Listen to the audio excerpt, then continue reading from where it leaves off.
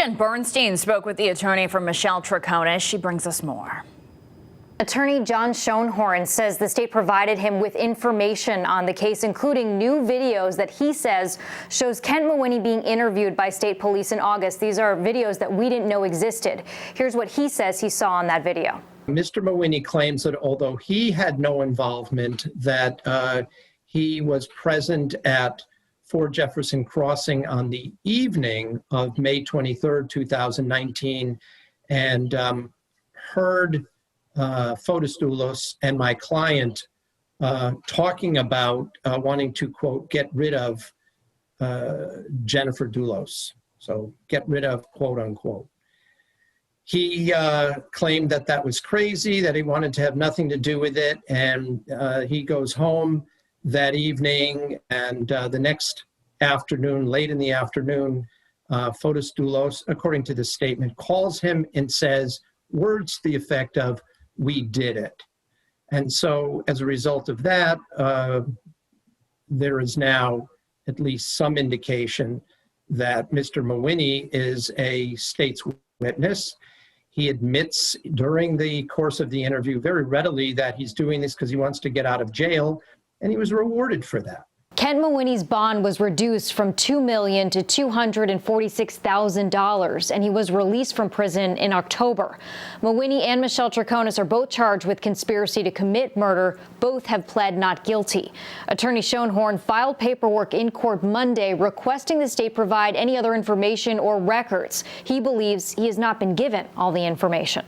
I mean, this is all being done kind of surreptitiously under the table. I have never in my career, and I've been doing this, for over 3 decades, had a situation where a bond is reduced without there at least being a court hearing.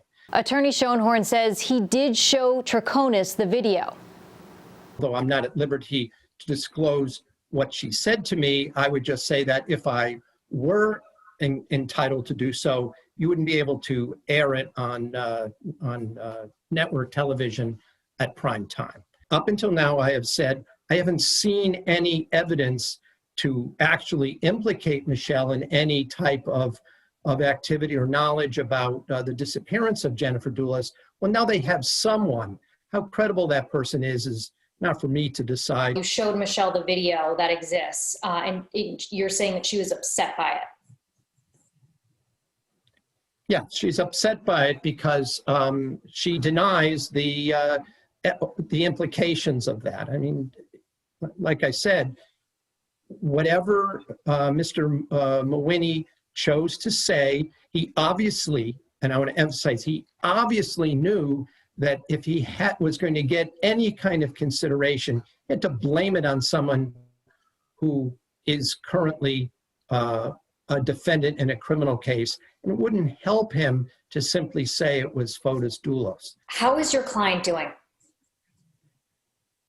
Well, ever since she was freed from house arrest, she has spent time with her family. She's spent time with her daughter.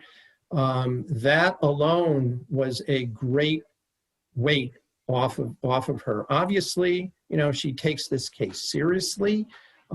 It sort of consumes her in a lot of ways, but things are taking twice as long as they would if it wasn't for the pandemic. Attorney Shoenhorn says Michelle Troconis maintains her innocence and says she doesn't know anything about Jennifer Dulos' disappearance. Back to you.